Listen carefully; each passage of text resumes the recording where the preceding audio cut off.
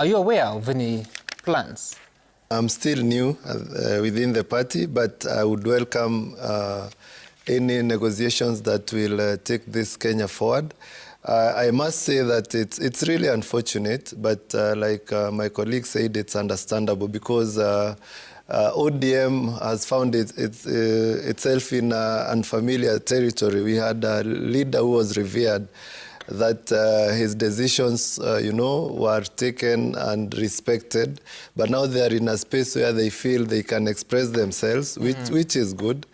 But I mean, the children, I must say, they are very lucky, to have a big name. Some of us, it's our parents who introduce themselves using our names. They have a big name and they need to respect that. They need to respect elders. Because Oburu Odinga, we are Kenyans, we are Africans. There is a place for elders.